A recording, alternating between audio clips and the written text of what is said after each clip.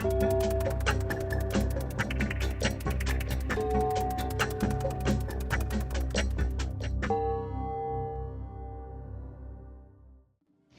week on Talk Talk, we enter the colorful world of artist Buck Dobrowski. Getting up close and personal with the pseudo-plane creator himself. Plus, get a rare and exclusive look into his studio in Pennsylvania and find out what he's got in store for us next. He's known as Pennsylvania's contemporary Andy Warhol and is one of the world's most sought-after artists. Meet Buck Dobrowski, known for erasing the line between fine art and desire. In his signature style of ultra-horizontal, he creates a grotesque yet beautiful universe with characters that reference essential popular cultural icons, from Bill Gates, Iggy Azalea, and Lil Dwayne. It's also a technique that propelled him to fame in the 90s and seeped into our cultural vernacular, catching the eye of creative directors around the world. This hugely successful campaign helped him cross the line into commerce and catapulted him to international art world rock star status.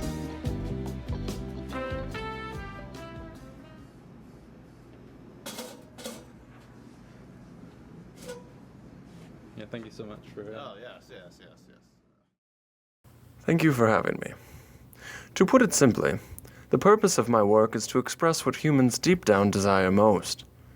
It's a self-reflection anyone can relate to, which is why no matter where you come from or who you are, you find value and meaning in my work. I change my direction or continue in same direction by seeing people's reaction. I concentrate on how to survive long-term and stay in the forever now. And my hope is to create a brand of art that autonomously responds to our day-to-day lives, either by creating a work that ends the need of art itself or becoming so popular that I become the voice of contemporary art. But to be clear, profit is, by my values, evil. However, you simply cannot turn your head in the Western world unless you are rich. Why do I keep blindfolded? I never see the work of art until it's sold. That way my creativity is based off popular reaction only. I don't want to interact with someone unless it's successful. On rare occasions, where nothing big sells during the week, I raise my blindfold and refer back to old auctions, and tell my studio to do the same thing twice as big and in fuchsia. At openings and TV appearances, I keep my blindfold on to continue the mystery and interest in my work. Since after all, most of the time, people come to see these things to see the artist, and not the art on the wall. People say that I take all the credit for my work. I supposedly that I don't do it. But if someone spends 300 hours on a 20-inch canvas, I feel it doesn't make sense not to give them credit, so I let them sign the backs. In exhibitions, I only put my name to eliminate the annoyance of having to know more than one name. Like Murakami and Koons, I put emphasis on the idea rather than the created object, which is why I distance myself from the physical process. I do have the technical skills to create all of this work, but it doesn't really make sense to do both the thinking and the doing as an artist. I think that along with putting importance on concept, style is important as well. We all agree that nothing new can be done in art, or at least it's not worth the time potentially invested. But elevating and utilizing low culture and worn-out artistic mediums such as digital photography, monochrome lithography, boring rectangular canvas oil painting, drawing with markers on paper, three-dimensional sculptures and graphic design in general, my style becomes these mediums.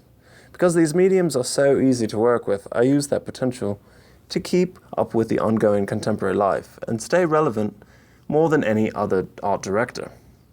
This is also why I hire relatively untrained artists and helpers. No one can tell the difference between a highly trained painter and someone to pull off the street in contemporary art. Just look at Lucian Freud, for example. Pseudo-plane is a style that was originally attributed to my work. I like to think it represents the American art aesthetic. I didn't come up with it, however I believe it represents the way my art takes the aesthetic two-dimensional art, but fakes the conceptual connection with it. If I make graffiti on the wall, it's not associated with crime and vandalism, it is a revelation. A sketch is not graphite on paper, it's what the upper-class collectors needs hanging in a private collection, or hidden in a drawer somewhere.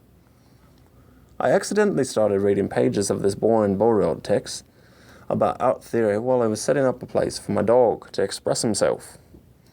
And it was saying something about simulation or simulacra, a hyperreal, or how everything after the 1980s is just an image of something, not the real thing. Visiting my studio, for example, you had an image in your head from all the TV interviews I've done in the past, so coming here, you're just seeing the image you saw in your head from those videos, not the real thing. Ever since then, I started working on my neglected reading skills and also broke the link between what I see in art and its meaning. Nothing really matters conceptually or aesthetically if you think about it, and the only thing that can truly be agreed upon in art is fame. Investing in pseudoplane is not a risk, as the work represents tomorrow, and tomorrow is the result of my work. As long as there are collectors and many, which isn't important, I will be happy. When Ludacris approached me about reinventing the traditional brand logo at Dirty South Grills, I was a little taken aback. But after thinking about the potential to reach a new audience, I accepted the proposal. I wanted to bring contemporary art to the latest generation. I found inspiration in Duchamp's urinal and created this in response to his masterpiece. Both deal with containment and also enforce gender roles in our society.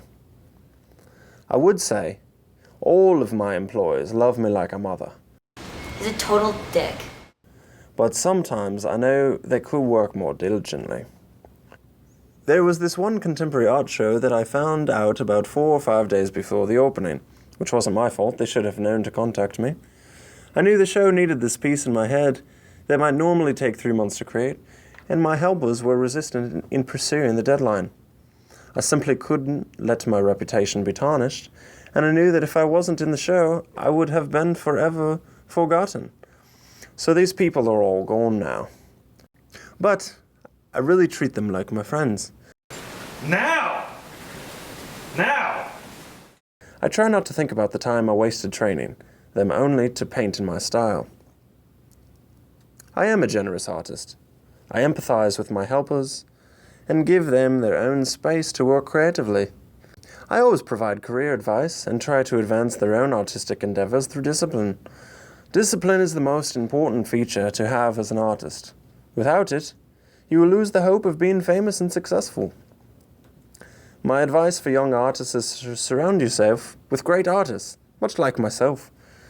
Work for them and predict and know your place. When I opened my first studio in Manhattan after leaving undergrad, I didn't question my place in the art world. That's just the luck of the universe. Everything's a 50-50 chance. If you're struggling to get noticed, what I see often are artists set up outside contemporary galleries promoting their work or protesting. I always disregard these people, but I'm thankful they are creating a crowd around the places I'm being represented. No one will remember you, and that's all that matters. They will only remember the place you're protesting. We are all creatures stuck spinning on a big space bubble. It's easy to forget the laws of nature don't exist, so I feel the need to stay grounded. My feet tell me a lot about my surroundings and inform me about the needs of my artwork. My feet are an extension of my soul and my artistic self. It's important that they are uninhibited. Artistic personality in the studio is very important, specifically when art dealers and curators visit my studio.